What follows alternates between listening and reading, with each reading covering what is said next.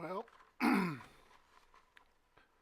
finding out about the true um, meaning of bless relaxes. Um, I was rejected. In fact, I was asked not to turn my work into the Plastic Museum for the show.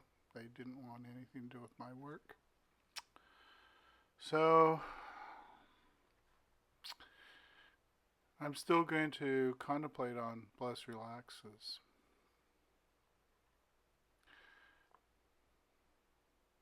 I took a break for a while, for a few weeks, kept the statuette soaked in water, had to change the cloths out, the rags out every few days. So I returned to doing some work this week. I worked about 3 days, I think. As for the state of affairs of the world, I have no control. I have no authority to speak on such matters otherwise. The divides among people becomes ever widening. What stuns me is the political correctness has spawned a new era of iconoclasts. There's arisen an all-time new high level of stupidity, replacing skill and well thought out monuments with stupid art in our nation's capital. Bureaucrats not trained in philosophical reasoning or aesthetics are making decisions regarding our nation's treasures, burying our treasures while recreating history from their viewpoint, their current political stance, raising monuments out of guilt instead of pride. What I can speak to is beauty, and I believe I'm well qualified.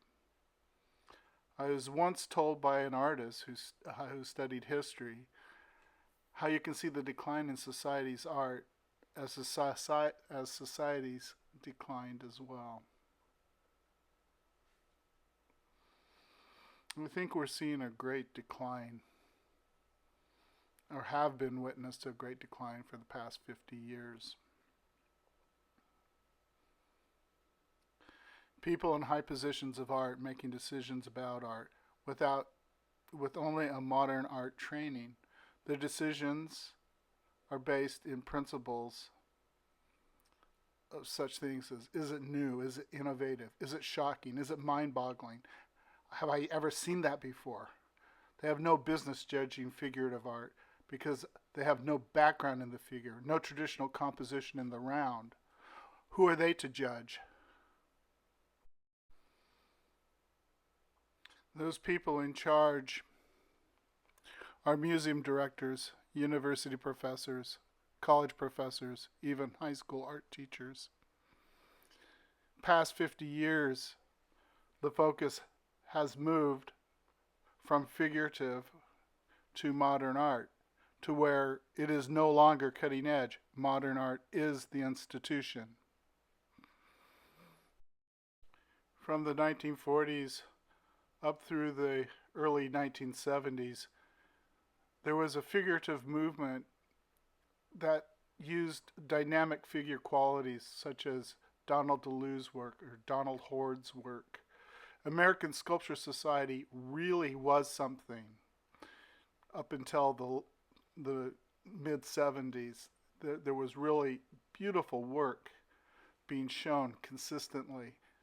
Manzou's work in Italy, the baptistry doors of St. Peter's, wonderful, marvelous work, a stylized figure.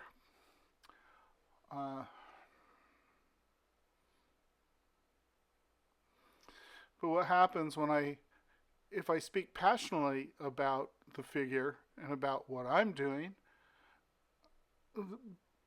people in modern art get offended by me. They say, you say you're so superior. I'm not saying anything of the kind. I'm saying that I'm passionate about what I do. Is there no regard for what I do? Why should I stand back and be amazed at somebody throwing some mud around and making a pot. I mean, there's an equity here that is staggering. Um,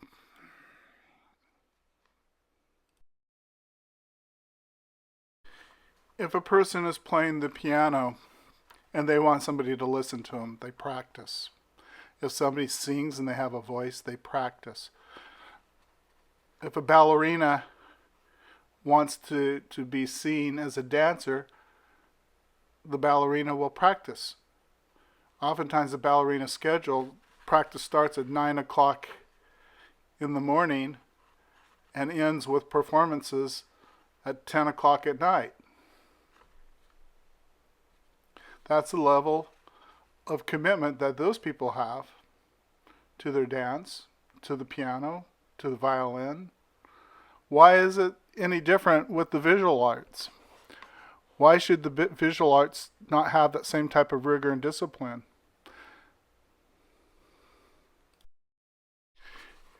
In 1973, when I approached the universities for training, I said I wanted to carve like Bernini.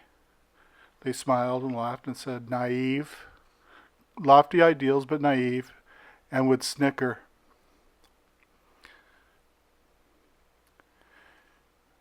Was it an excuse not to learn the figure? Is it that they just didn't want to? Or had their professors encouraged them not to do the figure?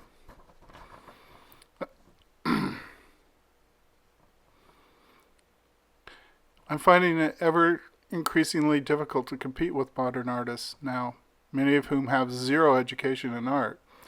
As for the professors in college, I have little regard. They keep doing the same old modern art thing they've done for 50 years, winding string around old railroad ties, pissing on the steel to make it rust. For me, this is not innovative thinking. It's compliance with authority, so you can get that pat on the head from your professor or your department chair. Good little puppy. I'm just concerned as to the type of monuments future generations are going to see. Or do we not have hope in the future of humanity? Is it all doom and gloom? Is that what's going on, really? We're so self-obsessed,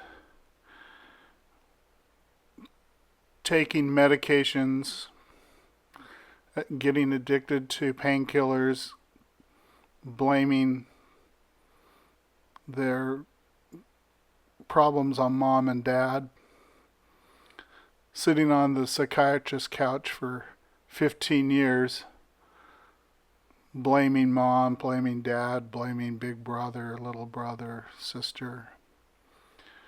Who did this to me?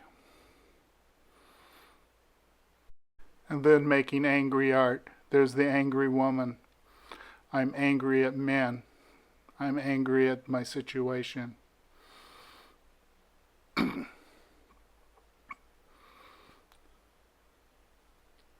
Hating men, hating life, angry.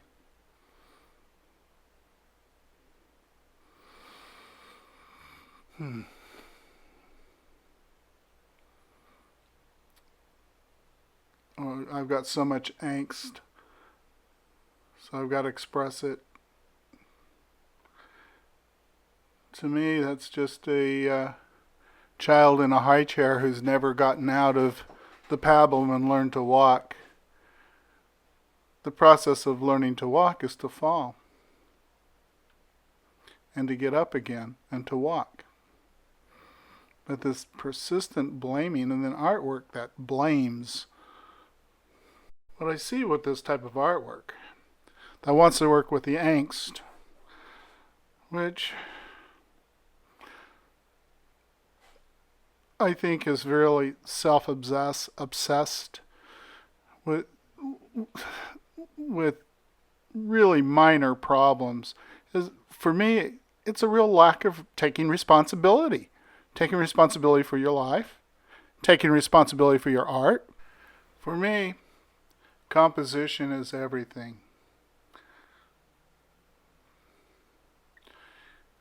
Look at the pace in the hair. It's still not there. there's another session where the hair comes in much better, but there it's the tone, the quality, overall quality of the hair just is not there yet. There'll be there'll be a time where I get the hair right in a day or two. Finding the nice parabolas.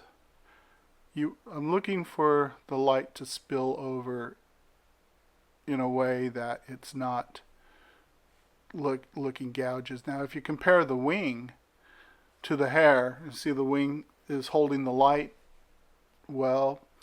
Very few dark spots, and when those dark spots happen, they're paste. Well, I'm going to do that with the hair in the next few days. Actually, it's done. I'm also going to change the hands. I actually changed the hands. I've changed the hands 3 or 4 times. Till I get something that I really like.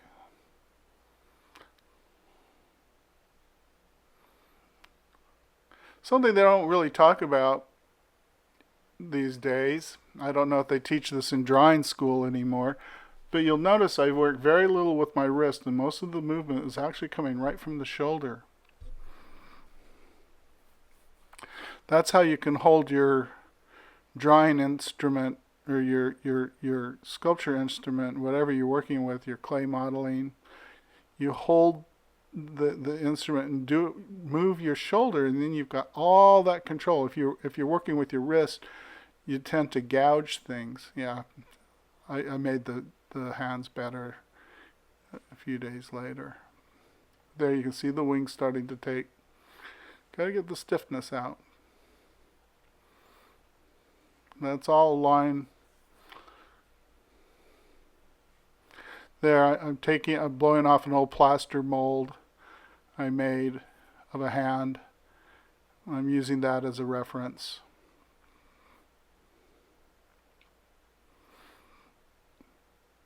I struggled with the hands for a few days.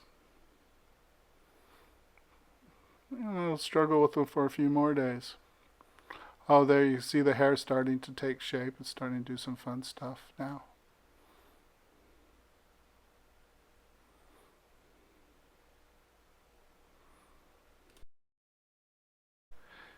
And soon you'll see the frustration on my face when I rip off the hand and decide to do it over again. I think my camera ran out of disk space, and so I wasn't able to show you the process of redoing the hand. So coming up here in a few frames, I just rip the hand off and do it over again.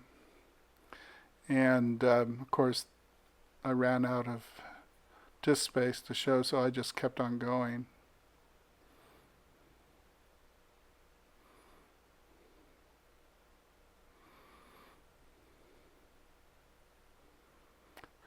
But notice, it's all from the shoulder. Minute little movements from the shoulder. They don't teach that in school. They don't teach you how to hold your instruments in school. The shoulder, working from the shoulder is very important. There, I'm ripping the hand off. That's the advantage of having a model, being able to, sometimes you don't have that. You just have to work from your imagination and what you think is right. Sometimes the work that I've done from models is completely inferior to the work that I've done from my imagination. I do need to emphasize that when you're studying and beginning to work, you do need to study from the figure as well as anatomical skeletons and écorchés. In your mind, you should have the knowledge of anatomy so that you have your idea, like Robert Beverly Hale would say, you have your idea of a perfect person, and the model is what deviates from your idea of what is perfect. As for me, I don't know if I have the perfect idealized person in mind yet. I think that's part of the struggle there. Once I make a change, I like to make it as fast as possible. so I'm not looking at ugly for too long. Unfortunately, it doesn't show up in this video because I ran out of disk space.